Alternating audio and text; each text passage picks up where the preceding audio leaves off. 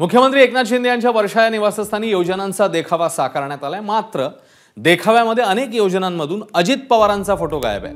योजनांमध्ये dream project असा उल्लेख आहे आणि शिंदे आणि फडणवीस यांचाच फोटो आहे। तर मुख्यमंत्री माझी लाडकी बहीण योजना आणि अनेक योजनांमधून अजित पवारांचा फोटो गायब आहे। अजित पवार यांच्याऐवजी श्रीकांत शिंदे यांचा फोटो पाहायला मिळतोय।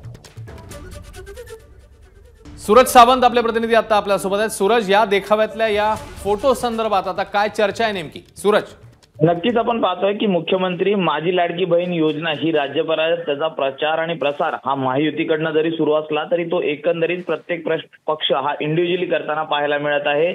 आज जर आपण पाहिलं तर वर्षा बंगल्यावरती जे देखावे बनवण्यात आले होते त्यामध्ये मुख्यमंत्री आणि देवेंद्र फडणवीस यांचे फोटो प्रामुख्याने दिसून येत होते। मात्र या फोटोमध्ये अजित पवार कुठेतरी गायब असल्याचं पाहायला मिळालं होतं।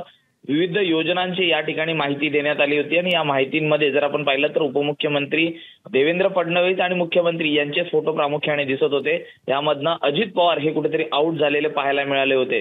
तर दुसरीकडे आपण पाहिलं तर अजित पवार यांनी जी सन्मान यात्रा सुरू केली होती त्यामध्ये त्यांनी स्वतःचाच प्रचार जास्त या माध्यमातून केला होता। त्यामुळे महायुतीत ही काही अलबेल नसल्याचं देखील पाहायला मिळतंय। मात्र आज अमित शहा हे महाराष्ट्र दौऱ्यावर होते आणि एकूणच मुंबई दौऱ्यात त्यांनी या संदर्भात देखील संकेत दिलेले आहेत आणि या निवडणुका एकत्रित लढता येईल। त्याचबरोबर अंतर्गत जी धुसफूस आहे ती देखील थांबवण्याच्या सूचना दिलेल्या आहेत। त्यामुळे यापुढे तरी त्याचा परिणाम हा दिसतो का?